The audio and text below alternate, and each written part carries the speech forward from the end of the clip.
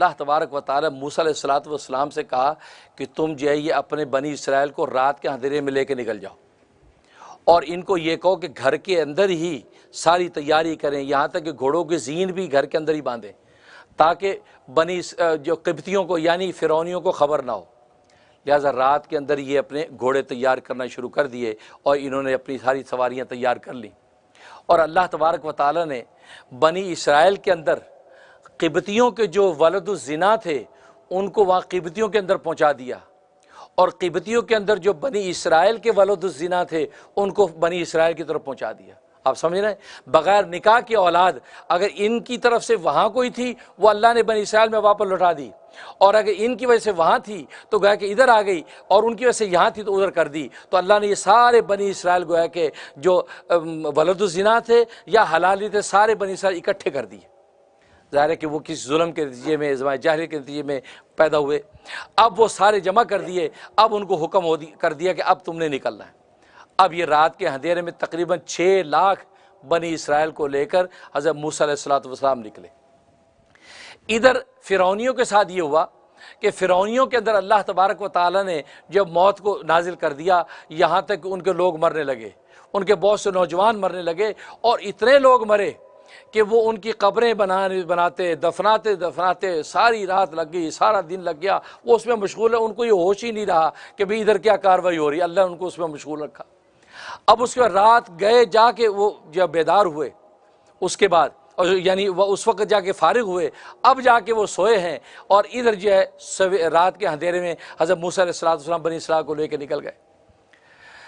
جب یہ پتہ چلا فرعون کو تو فرعون نے کہا کہ جب صبح کو مرغ اذان دینے لگیں تو مرغ کے اذان دینے کے وقت میں ہم نے ان کا پیچھا کرنا ہے، یہ طے ہو گیا۔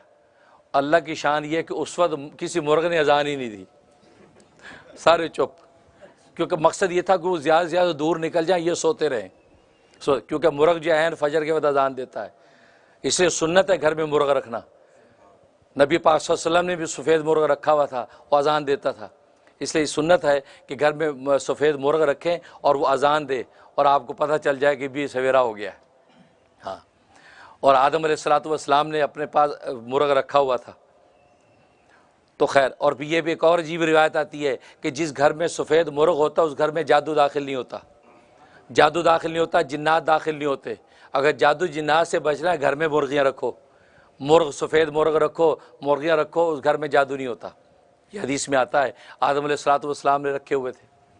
تو خیر مرغ نے اذان نہیں دی، اب وہ چٹا دن نکلا، اب یہ بھاگے، اب پیچھا کیا، ادھر حضرت موسیٰ علیہ الصلوۃ والسلام لشکر لے کے نکل گئے۔ تقریباً جب وہ ایک مقام پہ پہنچے تو کھلا بہت بڑا چٹیل میدان سامنے آ گیا، راستہ بھول گئے، بڑے پریشان کہ یار یہ کیا ہو گیا، یہ کس راستے پہ آ گئے۔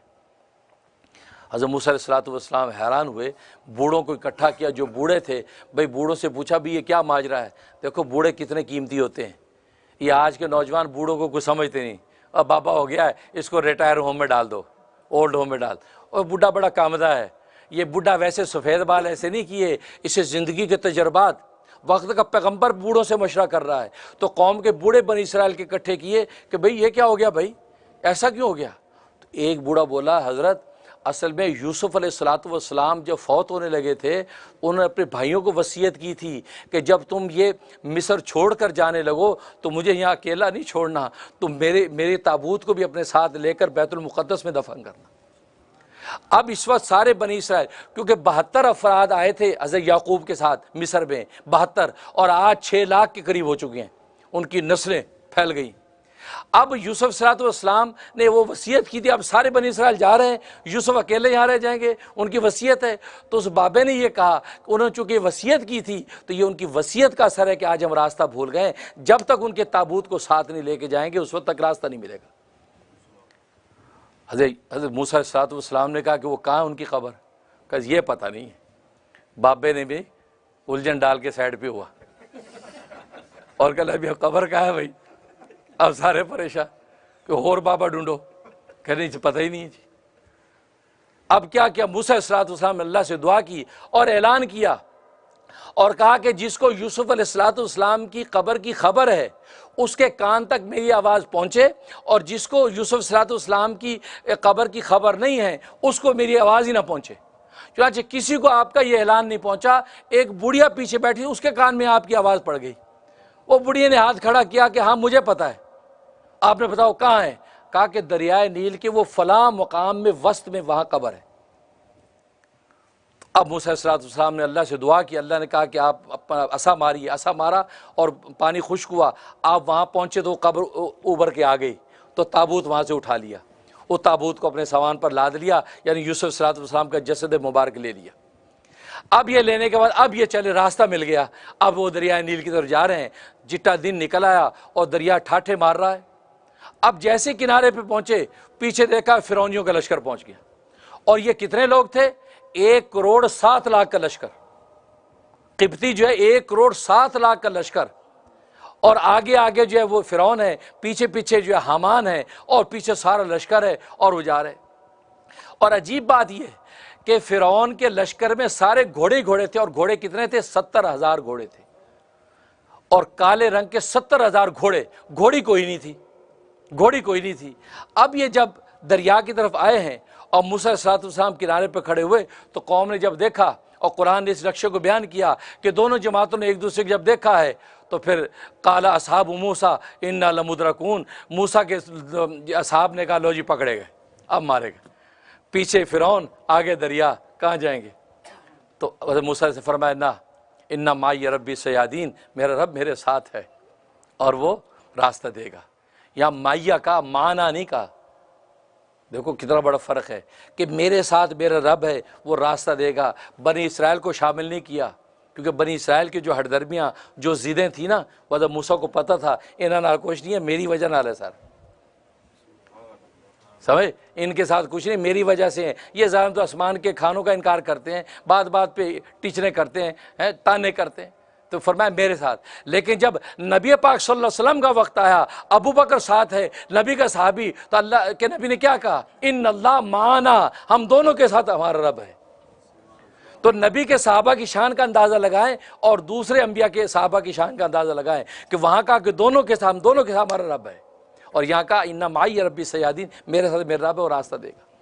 چنانچہ اللہ تبارک و تعالیٰ نے حکم دے دیا کہ آپ عصا ماریے۔ جب عصا مارا تو 12 راستے بنے۔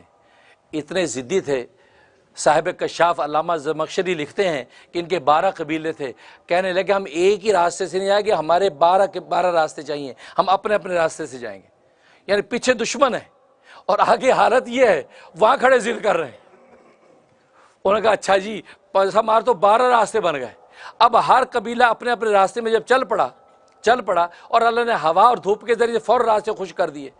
اب پہاڑ کی طرح اونچی اونچی دیواریں ہیں، اس کی موجیں ہیں دریا کی۔ اب ایک دوسرے کو دیکھ نہیں پا رہے ہیں، شور مچا دیا، بھائی ہمیں تو ایک دوسرے کو دیکھ رہے ہیں، ہمیں کیا پتہ ہم بچ جائیں، ہمارے ساتھ ہی ڈوب جائیں۔ وہاں ضد کر کے کھڑے ہو گئے، یعنی ایسے نالائق ہیں، اس وقت بھی ضد کی۔ تو اللہ سے دعا کی یا اللہ ان کا کوئی علاج کیا۔ اللہ نے کہا صبر کرو، میں اس کے اندر کھڑکیاں بنا دیتا ہوں۔ اللہ نے ان موجوں میں کھڑکیاں بنا دی، ایک دوسرے کو دیکھ کے جا رہے، ہاں ٹھیک ہے جی صحیح ہے۔ ایسے نالائق، یعنی ایسے موقع پہ تو انسان کی حالت کیا ہوتی ہے، لیکن وہاں بھی ضد۔ اب یہ چلے، ادھر فرعون بھی پہنچا، آخری کنارے پر جب وہ پہنچے ہیں، ادھر فرعون جب پہنچا، اب ان کے پاس گھوڑے تھے۔ حضرت جبرائیل علیہ السلام آئے، فرعون تھوڑا سا رکا۔ فرعون نے کہا کہ لو بھی گڑبڑ ہے، دل میں سوچا کہ معاملہ گڑبڑ ہے، یہ اندر گئے تو کچھ ہو جانا آج، کیونکہ موسیٰ اگر اب ہے تو طاقتور، آپ پتہ ہے میں ٹیشن ہی بنایا ہے، تو گڑبڑ ہے، یہ سوچا اس نے۔